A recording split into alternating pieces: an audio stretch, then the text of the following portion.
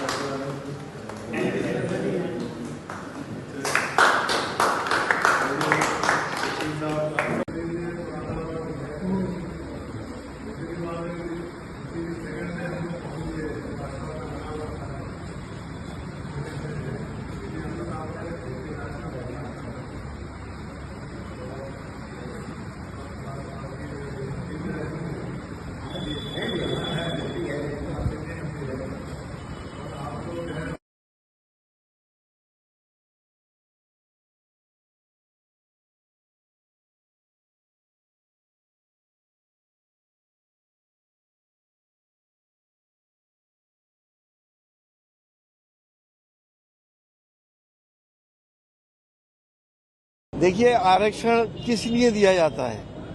उन तमाम कम्युनिटीज को जो बॉटम में पहुंच गई हैं उनको अपलिफ्ट किया जाए। सच्चर कमेटी की रिपोर्ट है कि इस वक्त हिंदुस्तान का मुसलमान दलितों से भी ज्यादा बदतर है और आपको भी मालूम है, जमीनी हकीकत भी यही है। अगर 4% रिजर्वेशन किसी ने करा है, किसी सरकार ने करा है, तो इतनी तकलीफ मोदी जी को क्यों हो रही है? क्या देश का मुसलमान इस देश का नागरिक नहीं है? क्या उसने अपना खून देकर इस देश को आजाद नहीं कराया था? ये मुसलसल इनकी हताशा और निराशा दिखाई दे रही है कि ये चुनाव को फिर हिंदू मुसलमान करना चाह रहे हैं। लेकिन हमारे हिंदू भाइयों ने इस बात का तय कर लिया है कि इस बार हिंदू मुसलमान नहीं होने देंगे। चुनाव लड़ा जाएगा विकास के ऊपर, रोजगार के ऊपर, महंगाई के ऊपर, किसान के ऊपर, गरीब के ऊपर और मजदूर के ऊपर। ये मुद्दे होने चाहिए, ना कि हिंदू मुसलमान। लोग फेडअप हो चुके हैं इनके इन तरकीबों से। अब ये काट की हांडी बार बार नहीं चढ़ेगी। आप भी देख रहे हैं, आप जर्नलिस्ट हैं, आप जानते हैं देश का माहौल पूरा बदला हुआ है। इंडिया गठबंधन की सरकार आ रही है, इसीलिए ये लोग ऐसी बातें कर रहे हैं कि जिसका सर है ना पैर है। मंगलसूत्र, प्रॉपर्टी, और अभी आप देख ही रहे हैं, प्राइम मिनिस्टर ये कह रहे हैं कि इंडिया गठबंधन की सरकार आ गई तो राम मंदिर के ऊपर बुलडोजर चल जाएगा। अरे ये कोई बयान है देने का? बुलडोजर कौन चलाएगा? वो उनसे पूछिए ना, प्रधानमंत्री जी से। उनकी हताशा इस जगह पे आ गई है, वो ये चाह रहे हैं कैसे हिंदू मुसलमान कर दें। लेकिन देश के नागरिक जागरूक हैं, हिंदू भाइयों को मुसलमान से कोई अलग नहीं कर सकता, सब साथ रहते हैं। आप चूंकि बेबाकी से बात करते हैं, हुआ वो सुप्रीम कोर्ट के फैसले के तहत हुआ। देश भर के जो मुस्लिम वर्ग के बुद्धिजीवी लोग हैं, नेता हैं, उनके तरफ से कोई ऐसी बयान नहीं आई जो राम मंदिर के विरुद्ध हो। लेकिन इंडिया अलायंस के कुछ नेता प्राण प्रतिष्ठा कार्यक्रम में नहीं गए, जिस वजह से भाजपा ये तहमत लगाती है, ये हमला करती है कि राम के प्राण प्रतिष्ठा कार्यक्रम या उनके अस्तित्व से इंडिया गठबंधन इनकार करती है। क्या बीजेपी के नेता शंकराचार्यों से भी बड़े हो गए? वो क्यों नहीं गए थे? क्या एक पॉलिटिकल आदमी इतने बड़े धार्मिक स्थल का प्राण प्रतिष्ठा करेगा? पॉलिटिकल लोग करने लगेंगे, धार्मिक लोग नहीं करेंगे। क्या कंप्लीट होने से पहले मंदिर के प्राण प्रतिष्ठा हो सकती है? मैं तो मुसलमान हूँ, मैं ही ये बात जानता हूँ। आप बाकी लोग भी, आप भी लोग भी जानते हो। आपकी खुद की राय क्या है राम मंदिर को लेकर, क्योंकि आप एक मुस्लिम चेहरा हैं, सांसद रहे हैं, पढ़े लिखे हैं? देखिए, एक बहुत बड़ा विवाद था।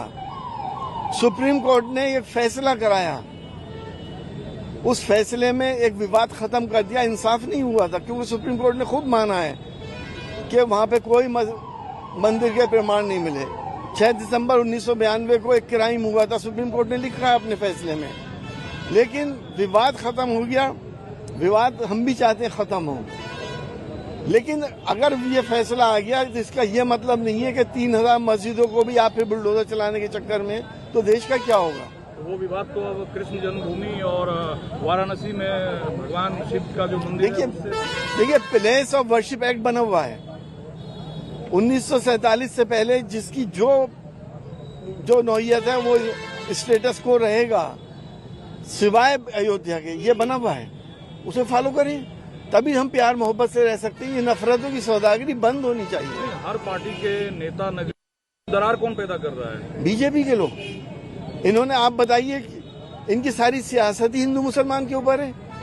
कोई एक पॉजिटिव इनका काम बता दिया आप मुझे कि इन्होंने ये काम पॉजिटिव करा है। जो भी विकास हुआ है दुनिया के साथ हम भी चल रहे हैं, दुनिया भी इस गति से चल रही है, हम भी चल रहे हैं। कोई ऐसी खास बात तो है नहीं। पश्चिमी उत्तर प्रदेश में चुनाव हो चुके हैं, पूर्वांचल में चुनाव है। आजमगढ़ जो है वो पूर्वांचल के कई जिले के समूह का एक केंद्र माना जाता है। बीजेपी के लोग कहते हैं ये कभी आतंकगढ़ हुआ करता था, लेकिन पिछले 1.5 साल पहले जब निरहुआ, जो खुद यादव समाज से आते हैं, जो सांसद बने, तो आजमगढ़ की छवि और पहचान बदल गई। आपको लगता है छवि और पहचान बदल गई?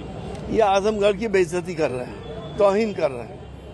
अगर किसी शहर से जुड़े हुए कुछ लोग दिल्ली के अंदर टेररिस्ट नाम से मारे गए थे, तो इसका मतलब ये नहीं कि आजमगढ़ सारा टेररिस्टों का शहर हो गया। ये अपमान कर रहे हैं आजमगढ़ का, और इस अपमान का बदला कल यहाँ की जनता लेने जा रही है। अब जो चुनाव हो रहा है पूर्वांचल, देखिए, मेजॉरिटी से इंडिया गठबंधन की सीटें निकलने जा रही हैं। आप देखेंगे 4 तारीख को बहुत से ऐसे रिजल्ट आएंगे जो आपने सोचे भी नहीं होंगे। चमत्कार होने जा रहा है। एक सवाल बनता है, हालांकि पता नहीं आपको ठीक लगे ना लगे, मैं जब थे जो मुफ्त में देखे जाते थे, आप सांसद से ज्यादा डॉक्टर के तौर पर अपनी पहचान को कायम रखे हुए थे। आपको टिकट मिला, फिर कट गया। आपको ये बात बुरी लगी, अच्छी लगी, या आप होते तो और अच्छा होता? देखिए, जिसका टिकट कटता है उसे अच्छा तो लगता ही नहीं, बुरा तो लगता ही है। लेकिन बड़े नेताओं की कुछ मजबूरियां होती हैं। अखिलेश जी और पूरा परिवार मुझे चाहता था, आखिर वक्त तक चाहता था, लेकिन कुछ ऐसी मजबूरियां थी जिसके आगे उन्होंने सरेंडर करना पड़ा। मुझे कोई शिकायत नहीं, ना पार्टी से ना नेताओं से। आप तो बेदाग हैं, ना बाहुबली हैं, बेदाग हैं, कोई दाग नहीं है आपके दामन पर, फिर क्या मजबूरी थी आपका टिकट काटने का? मैंने कहा नहीं, कोई किसी किस्म का कोई दबाव था। अखिलेश जी ने आखिर वक्त तक ये कोशिश करी कि मैं चुनाव लड़ूं। चार्टर्ड प्लेन से मेरे कागजात भेजे गए, लेकिन सैबोटाज कर दिया गया बीच में। आपको मालूम है, पार्टी के अंदर भी इंटरनल पॉलिटिक्स होती है, उन लोगों ने करा। ये बहुत वास्ट सब्जेक्ट है, लेकिन जिस पार्टी से मैं मेयर रहा, जिस पार्टी से मैं सांसद बना, मैं उसका एहसानमंद हूँ, अपने नेताओं का एहसानमंद हूँ। एसटी हसन का भी एहसान फरामोश नहीं हो सकता। कल आपने कलकत्ता हाईकोर्ट के डिसीजन को आपने देखा, उसको कैंसिल कर दिया गया। अमित शाह ने ये कहा कि जो अति पिछड़ा है उनका हक जो है आरक्षण का काटकर मुस्लिम समुदाय को दिया गया था, खास समुदाय को दिया गया था, इसलिए हम उस फैसले का स्वागत करते हैं। वो मुसलमानों को ही टारगेट कर रहे हैं। उनके साथ इस वक्त देश के सिर्फ 20% हिंदू भाई हैं, 80% तो मुसलमानों के साथ खड़े हैं। उन्हें तो बुरा नहीं लग रहा? क्या वो देश के नागरिक नहीं है या उनके भाई नहीं है? देखिए सर, आप तो पढ़े लिखे हैं। ओबीसी आरक्षण है जो आर्थिक रूप से आधार पर वो आरक्षण है। फिर बीजेपी जो ये आरोप लगाती है कि इंडिया अलायंस की कई राज्य की सरकारें धार्मिक आधार की व्यवस्था को शुरू किया, जिसका इजाजत संविधान नहीं देता है। देखिए, आरक्षण ओबीसी जातियों का ही हुआ है, मुस्लिम जातियों को भी उसमें लिया गया ओबीसी के अंदर। ऐसा